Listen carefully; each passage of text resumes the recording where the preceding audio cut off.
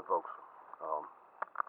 The first video out here I'm going to bring to you, but I got a message for you that just can't wait no other way. I know there's a lot of people out there that have got things going wrong in their lives right now.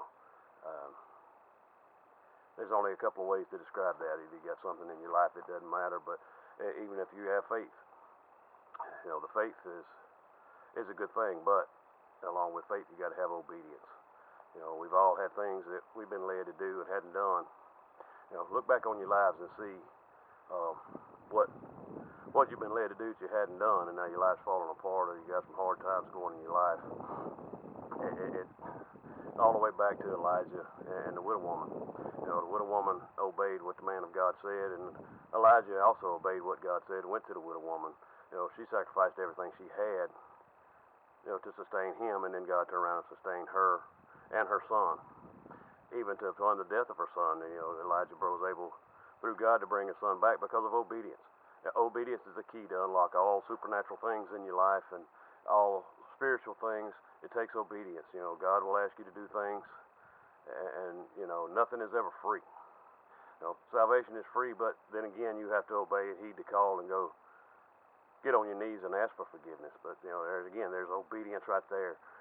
You've got many things that unlock supernatural, unlock the miracles. Every miracle that's ever done was done through obedience.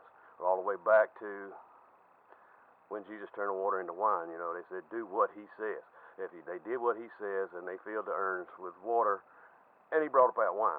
You know, again, I can't stress enough, obedience. Back to Lazarus, when Lazarus was raised from the dead, you know, roll ye away the stone. Yeah, of course, he could have just told the stone to move and it would have moved, but there again, the obedience to be able to see those miracles and see the glory of God manifested in our lives, there has to be obedience. And I just can't stress that enough. You have to be obedient. You have to heed the Spirit. And you have to heed the Word.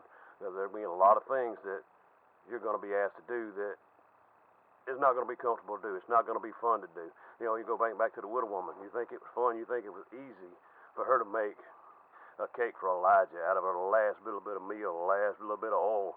But she was obedient, so therefore, you know, the meal didn't run out. The oil didn't run out. Same way with us today. We're obedient to God. Our meal and our oil won't run out. He will sustain our every need. He sustained everything. You know, we've got to be obedient. That is all. You know, that is the main thing: is obedience and heed to the word, heed to the call. You know, this country right now is being very disobedient to God. That's the reason we're in the mess that we're in. You know, as a country, we have voted officials in to the White House and to our elected officials that are not being obedient, not heeding to the Word of God, that what this country was founded upon.